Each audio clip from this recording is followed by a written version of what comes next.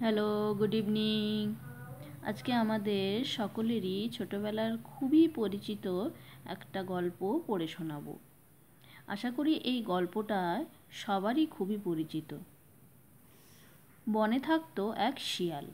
একদিন তার কোনো শিকার জোটেনি।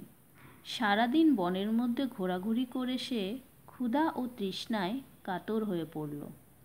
এমন সময় সে এক চাষির ফলের বাগানে ঢুকে দেখতে পেল আঙুর লতায় থোকা থোকা আঙুর ঝুলছে।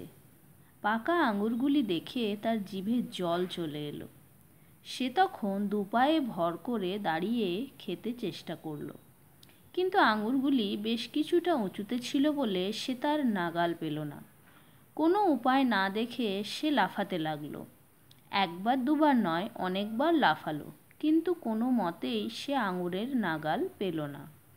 তখন আঙুরের আশা ছেড়ে দিয়ে চলে যাওয়ার সময় বলে গেল, যাক, আঙুরগুলি না পেয়ে আমার কোনো ক্ষতি হয়নি, ওগুলি ভীষণ টক। এই আঙুর ফল টক কথাটি আমরা সকলেই আমাদের নিত্যদিনের কথায় সেরকম কোনো ঘটনা ঘটলে ব্যবহার করেই থাকি। যাই হোক, এটার নীতিকথা হলো, কোনো জিনিস না পেলে তাকে খারাপ ভাবা অনেকেরই স্বভাব, বা খারাপ ভেবে নিলে আর কষ্ট হয় না না পাওয়ার ফলে। ধন্যবাদ সবাইকে।